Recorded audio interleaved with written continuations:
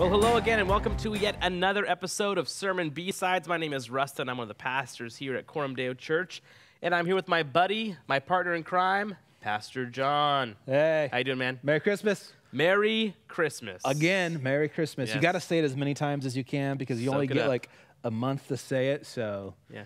so Merry Christmas. Yeah, we had a guy come in and fix our sign today. Yeah. And he came in the building, and we're like, hey, Merry Christmas. And he's like, it's my first one of the year. Yeah. It's December Like, 1. Right? Hey, it's December. I've Yeah. been saying it since Yeah, Thanksgiving. I know. Come on. Yeah, we've been saying it ever since the day after Thanksgiving. Not happy holidays. Yes, not happy holidays. Which is funny because, like, you know, holidays means holy days, means... Yeah. You triggered me. Which means we have multiple of them, which is like, I'm all up for bringing back the 12 days of Christmas. The holy days. Yes, yes. There's a song about that, right? Maybe. Speaking of holy, Oh, yes. wait, here we go. Second episode where we're bringing it back just for a short amount of time. You know, It's like Christmas. It's I like you just need felt like bourbon, we yeah. needed Yeah. to have this with us I'm really today. glad you did because... So we hit the finished spot. the Portland, the Burnside, Yes. right? And this was a gift as well. And this was a gift from another buddy Okay. who is, I believe, a devout Packer fan. This is Bibb & Tucker. Oh, good. I've never had it before. I've never even heard of it before, but it is delightful. And I like the bottles. The bottles say a lot. I like that. It has like the old-fashioned kind of cork thing too. Yes. It's more like a wine bottle cork, Yes. wide, than a wood top with a cork bottom. Yeah, I believe, I don't want to get this wrong, but I believe this is from Steve. Okay, yeah. This is my buddy Steve. We So love Steve.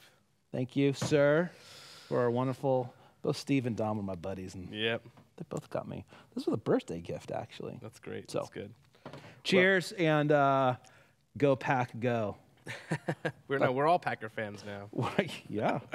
We are. So we are looking at Acts chapter 14 now. 14. 14, and there's lots Oh, of... man. What? That's good. good. Yeah. I know. Oh, yeah. I was wondering if you had tried it yet. Yeah. It's super good. Oh, man. We'll have another sip It's of a that. little more... It's got a little more of those like sweet kind of notes. Oh, man. Caramely. It's a little hotter, too. It's got a little bit more punch.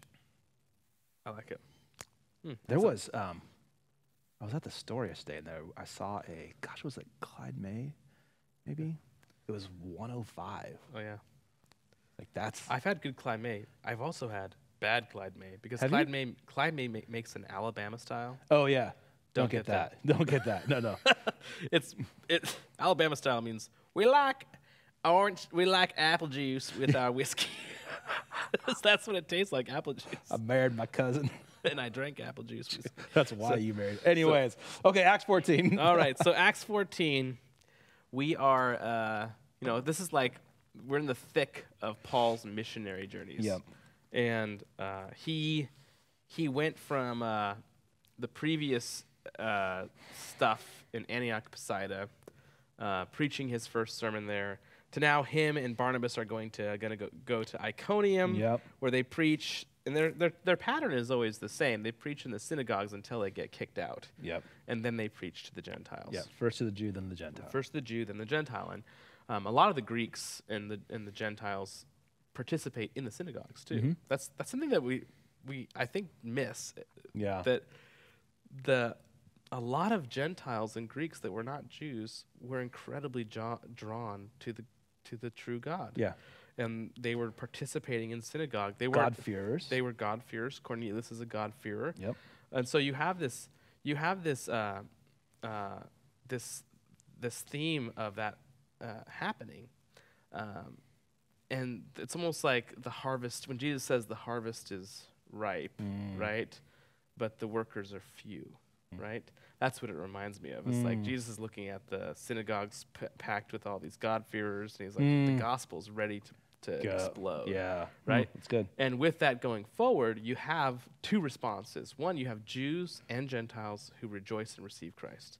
And then you have, almost exclusively in the beginning, certain factions of Jews who are adamantly opposed. Yep. And seek to shut it down whenever they can. And they stir up the unbelieving Gentiles And as they well. stir up the unbelieving Gentiles. And so in this particular passage, Well, so in the previous passage, when they were preaching in Antioch Pisidia, we see that happen. Great success the first day.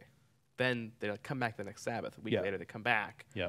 It says the entire city's there, and there's all the people there that are pushing back too, the Jews that are pushing back.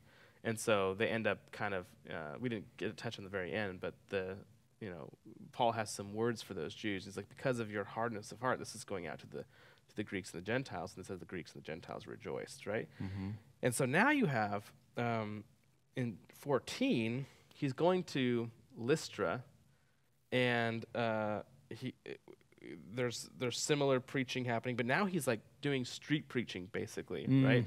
Actually, not street. He's healed somebody. They've healed a guy in Lystra. Yeah. Right. Yeah. There's a crippled man sitting at Lystra, who was crippled from birth. Right? Mm-hmm. And when he listened to Paul speaking, Paul, looking intently at him, seeing that he had faith to be made well, said in a loud voice, "Stand upright on your feet," and he springs up. Yep. And now this is not happening, that I can tell, in a synagogue. This is like happening basically like in the marketplace. Yeah. And he's at Pike Street. And yeah, it's like this is happening exactly. You're down in Pike Place Market, and it's like the guy's sitting on the corner, and there's a guy next to him playing guitar or whatever. Like that's this guy. Yep. He springs up, and then Paul starts to preach to the people what happened, because everybody's like freaking out. Yeah. And then they respond positively, but not appropriately. That's a good way of putting it. They start to worship The gods him. have come. The gods have come. And what's interesting is that you see actually here a very contrast from something a couple chapters earlier. Herod. Oh, yeah. Says some words, and the people say, the voice of a God. The voice of a God, not a man. And he goes, yeah. Sounds great. I like this. And then he falls down dead. Eaten by worms. But in this situation, you see an appropriate response. Yep. Paul preaches. He gets the accolades of these guys are gods. They start to worship them as Zeus and Hermes, which is really funny because Zeus is like the chief god, and they assign that to Barnabas. But they call Paul Hermes because he's the talker, right? And Hermes is the god of words or whatever, patron god of that or whatever. And so, but then I love Paul's response. Paul and Barnabas, like, they tear their clothes once they understand what's happening. They tear their clothing and they say, no, we are not. We are of like nature with you. Right. We're just like you. We've just come to proclaim Christ. And then it says, this is one of my favorite parts.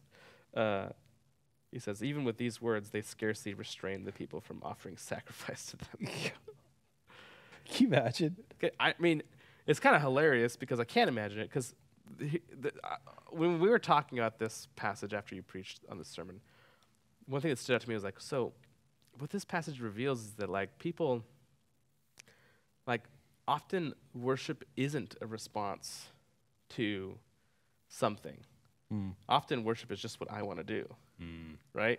Yeah. And so it's not a weighted response to something I've encountered.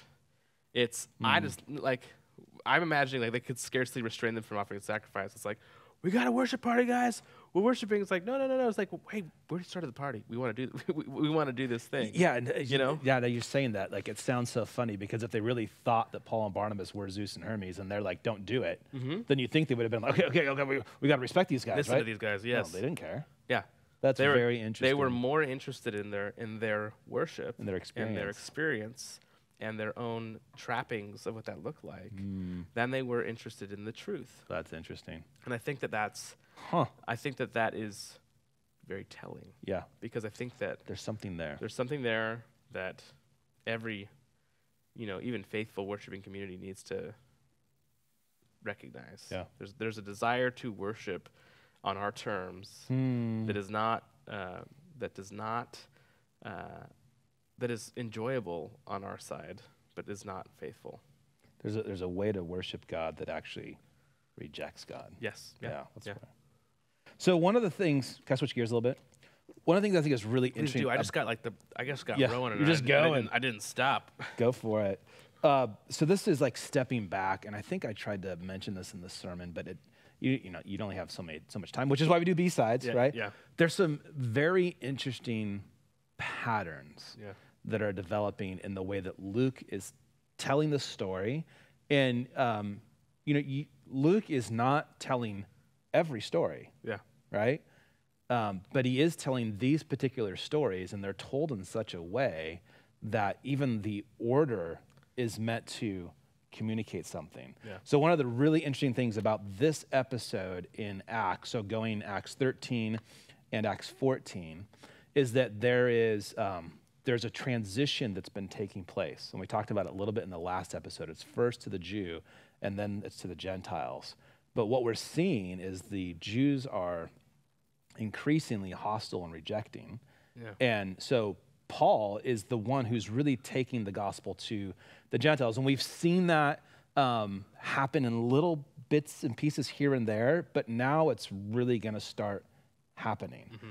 And so Luke is kind of setting this up as a significant transition in the book of Acts. And I think he does it by repeating a pattern.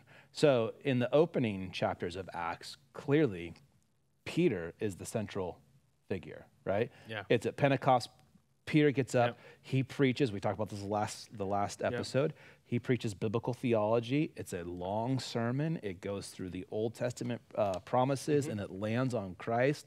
And there is a call to repent, right? Mm-hmm. So it's a long sermon.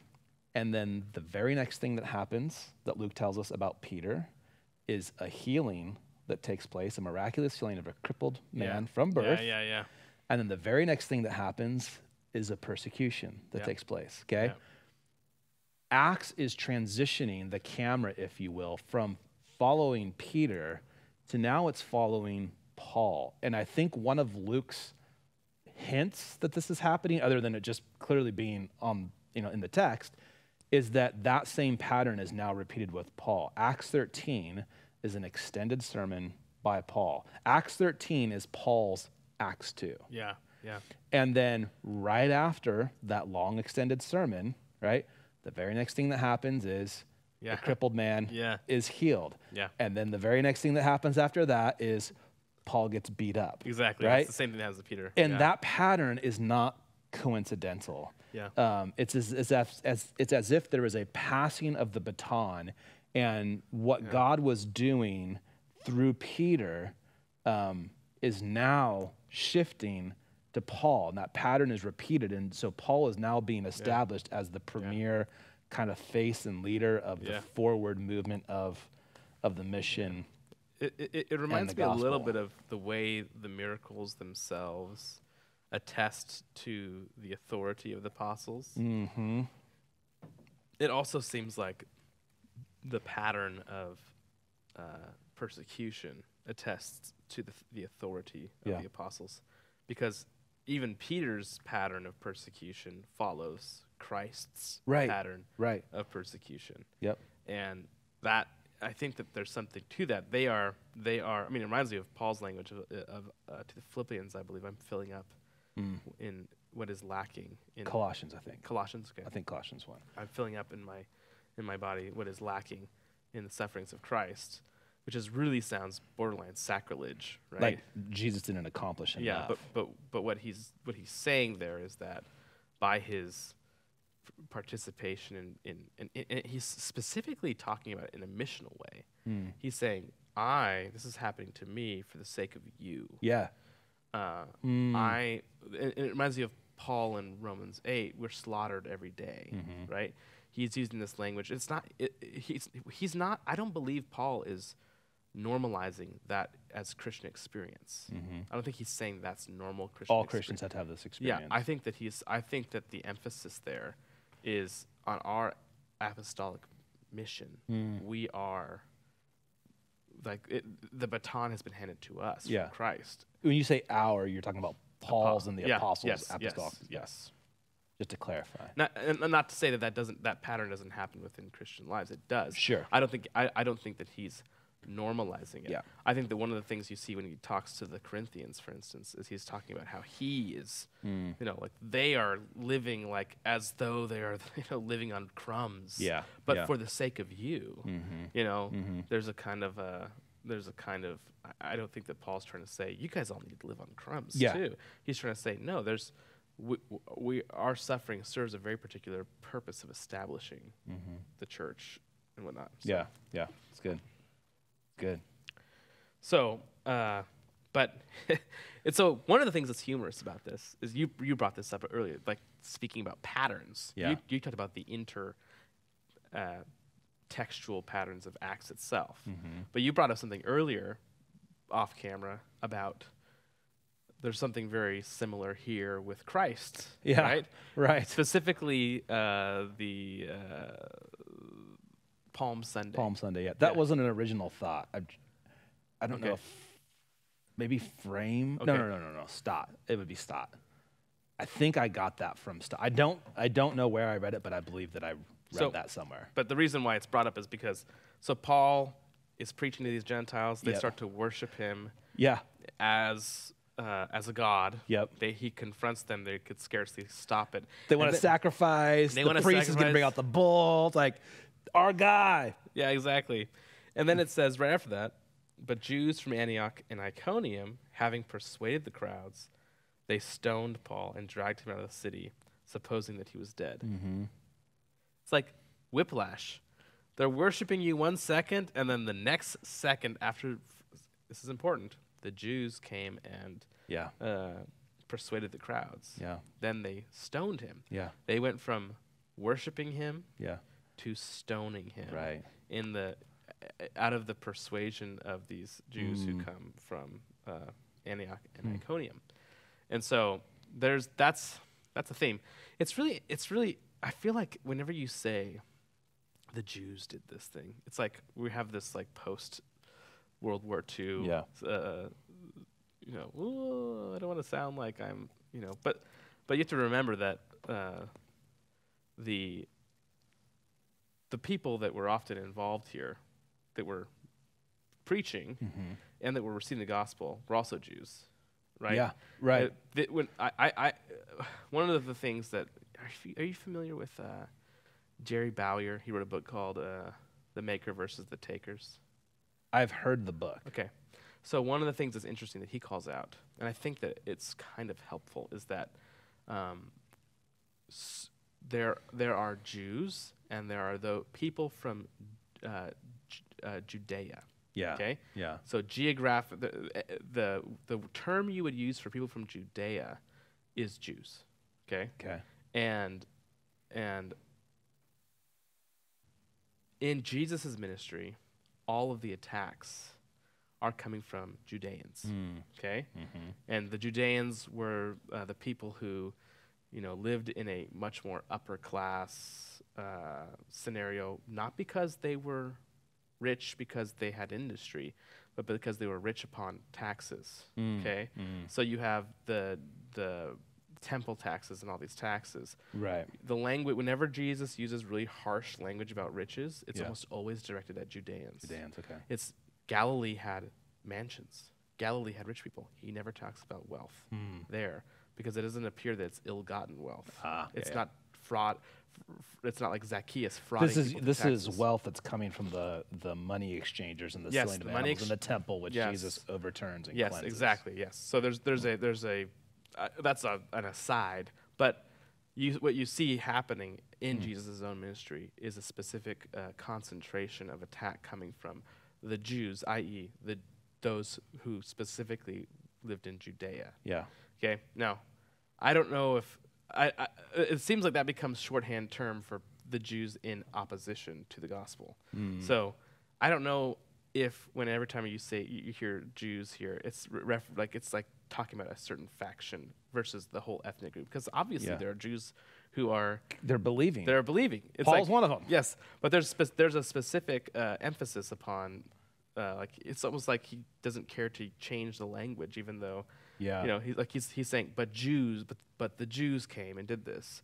But I think that there's a good evidence to say that it's almost like he's using a category of the Judeans. So what you're saying is he's not talking about primarily an ethnic reality. Yeah. It's almost like he's talking about a geographical class reality. Yes. Yeah. Like there are certain people who oppose this message because it actually the message of the gospel of Jesus was opposed to the inner workings of the temple economy. Which is really interesting because later in Acts, the idolatry industry in Ephesus is going to get routed by mass conversions, and they're going to do the same thing that Paul, that these people are doing right now, not because of the theology of it, but because of the economic impact of it. Yes, and so you have, I think it's, that's interesting. I think that there is an economic reality happening there, and if it's tied to a perversion of the old covenant worship, right, then all of a sudden you have the setup for a partial preterist view of Revelation 2. Right? You have this and you have the synagogues of Satan are those that were for that regime, for that temple administration. So I think that's what you see happening here. That's interesting. And I think that's why you see also that there are many Jews who stand opposed to it and are willing to accept the gospel. But because they would have also been in opposition to. That's interesting. Yeah. So that's a total this is the kind of stuff you get to talk about when you've. This is why we do B-sides. When you've read books, but you can't talk about this stuff in a sermon. But this is the itch you want to scratch. There you go. That's intriguing. So they immediately. So then, okay, this is the transition of. There's a couple things we can talk about. We have 10 minutes. 10 minutes. Talk about both of them. Okay, cool. Do it. So one of the things that comes up in this passage, when you preached on this passage, you talked about specific witnesses, right? Yep. Witness of the Word, the witness creation, of the Lord. The Lord. Yeah. Creation. Church. Yeah. So the first part of chapter 14, there are miracles. Yeah. I had a whole conversation with my family at the dinner table about the way I say that word weird. Yeah. Apparently I say it weird. I had somebody correct me on a Sunday, you pronounce it. It's supposed to be pronounced this way. Like miracles. I say miracles, yeah. And so my excuse here is that my mother was born and raised in Germany, and she was the one who was primarily home when I was growing up learning to speak. So I picked up things from her. So anyways, side note, there's these miracles that are taking place, and the way that Luke describes it is really interesting. In verse 13, he says, so they remained for a long time, speaking boldly for the Lord. I love that there was a lot of opposition, and so Paul's like, okay, we're just causing problems. We're just going to go away. He's like, no, we're going to stay longer. Speaking boldly for the Lord, who bore witness to the word of his grace, granting signs and wonders to be done by their hands. So what stood out is we can read Acts and go, the apostles are performing these miracles, but Luke is really driving home. Jesus is the one doing these miracles through these apostles. Jesus uses these miraculous healings to testify to the word of his grace. They have an authenticating purpose that it's not meant to be an interesting trick. It's not a power that the apostles have to just, wield whenever they want, but it's the Lord himself that is doing this to testify to the word of his grace, right? Yeah. So that's the first time that word is used in this text. So it reminds me of Revelation.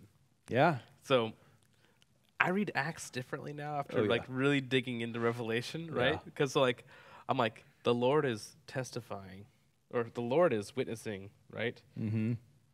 And it's like when you have that heavenly view for the first 6-7 chapters of Revelation, of the ascended Lord has entered the throne room, and he's doing stuff up there. Yeah. And one of the things that he did is he witnessed to their veracity. Yeah. By sending signs and wonders from the throne room. Right. That's crazy. That's awesome. Yeah, so the Lord bore witness, right, to the word. But then in the next story, it's the Paul and Barnabas. They're confused for Zeus and Hermes that come, right? And so they're like, stop. But then Paul also is redirecting them, right? Because they're pointing their worship at him. They tear their clothes, and he doesn't just say, no, don't worship us, but he's redirecting them to actually worship God. And what's really interesting in this text is the way that Paul describes the objects of their faith, right? He says, turn from these vain things, right? The things that you have believed, the things that you have built your life on, the customs, the traditions, all of these stories, they are vain. They are empty. They're meaningless. They're hollow. And then he says that God has not left himself without a witness. The word is again. How is God witnessed to a people who do not have the prophets, who do not have the covenants, who are not Jews? How does he do that? Heavens declare the glory of God. Yeah. Psalm 19. Psalm 19. Yeah. It's really interesting. Paul's not quoting Psalm 19, but he is using Psalm 19, right? He isn't exchanging an Old Testament worldview for a pagan worldview, right? Yeah. He is arguing for an Old Testament worldview, but he's not going chapter verse because they don't have chapter verse. Yeah. But he is absolutely employing and living in that world view. God did not leave himself without witness, for he did good by giving you rains from heaven and fruitful seasons, satisfying your hearts with food and gladness. Which is awesome. That is awesome. Because it means that food and gladness, are hearts that are satisfied with food and gladness, are God's witness. Yes. To his glory. Which is awesome. Yeah. Because that really frames the way you enjoy a steak or something.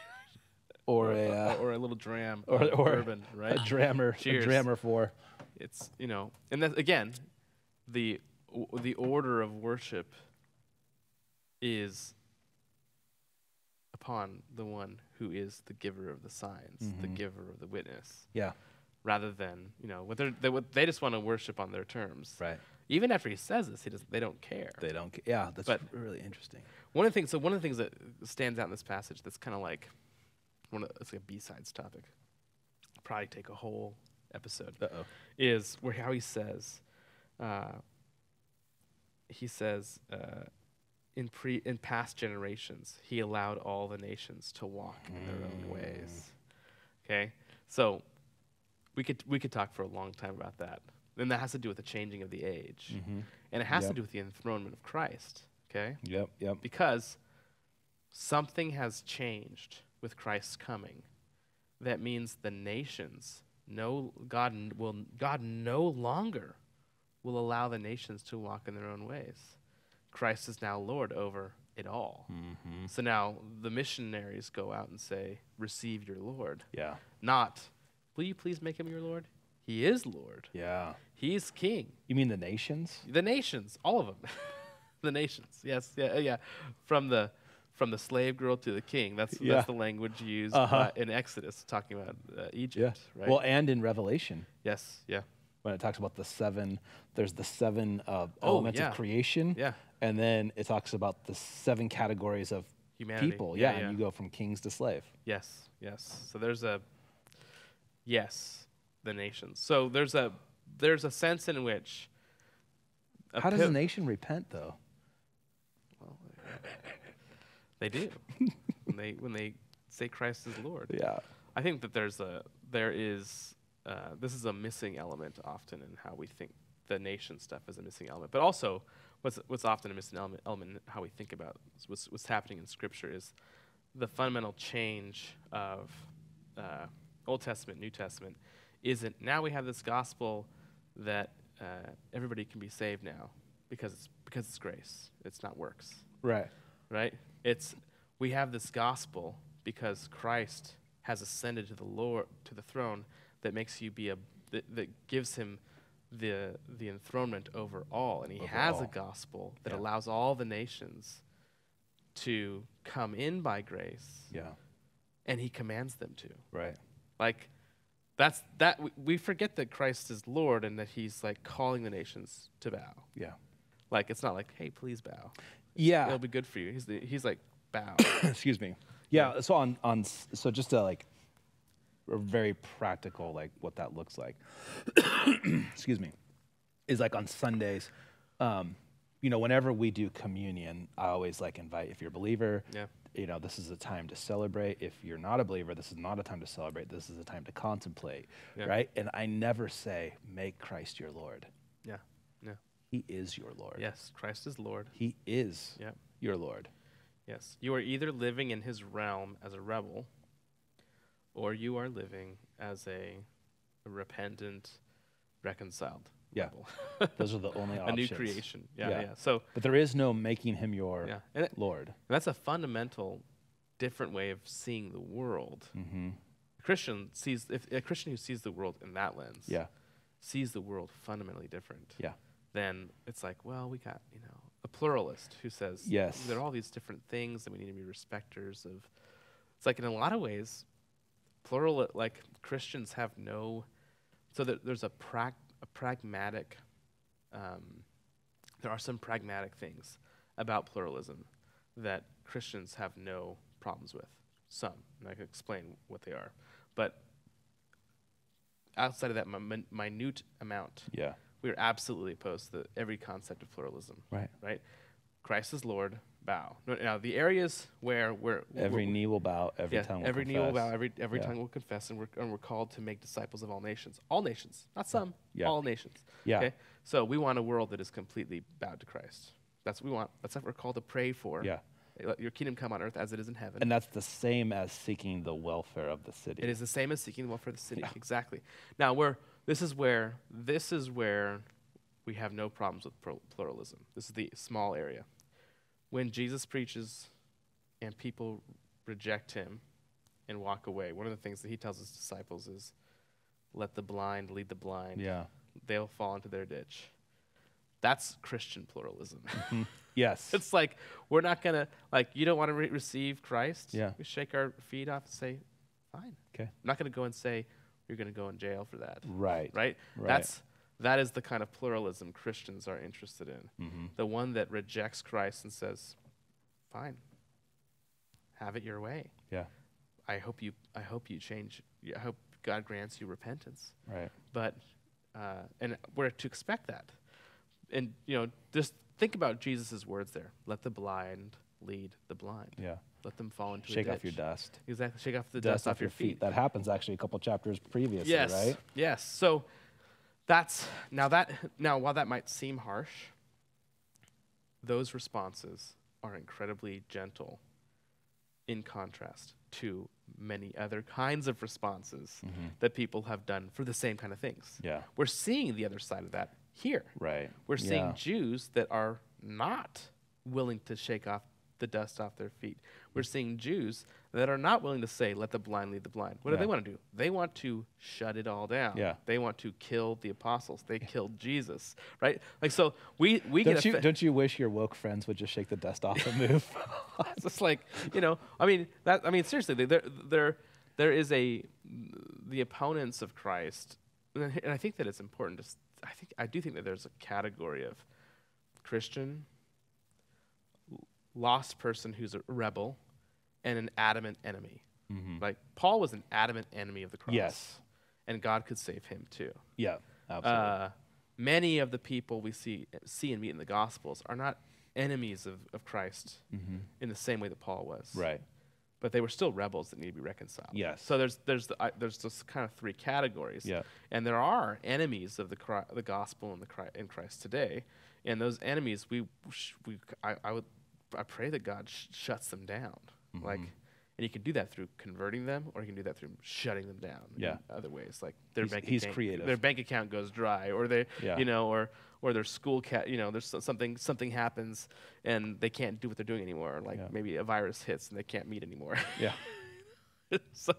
Or there's certain parades that can't meet anymore because they're afraid of a virus or something like that. I'm like, well, that's one way to do it, God. So there is a real sense in which you have those different categories, and I can't remember how we got there. That's what's fun about B-sides is you just rabbit trail. We're just going. Just the idea of in previous times, past generations, he allowed all the nations to walk in their own ways. The assumption there is that he doesn't do that now. In the past, he did. He doesn't do that anymore. He's going out to all the nations. He's not letting them walk in their own ways. And we have to hear that as grace. Amen to that. All right, we're at the end of the time. I feel like there's some some stones here rocks we could have turned over, but yeah, I got rolling. We got rolling. It's all right. All right, cool. Well, until next time, everybody, thanks for joining us for Sermon B-Sides. Until next time, trust. Oh, yeah. Revelation questions. Yes, if you have Revelation questions, don't forget. 1 through 7. Chapters 1 through 7. Send us an email at pastor@quorumdeochurch.org. All right. Now for real. Until next time, trust Christ, go to church, and love your neighbor. Merry Christmas.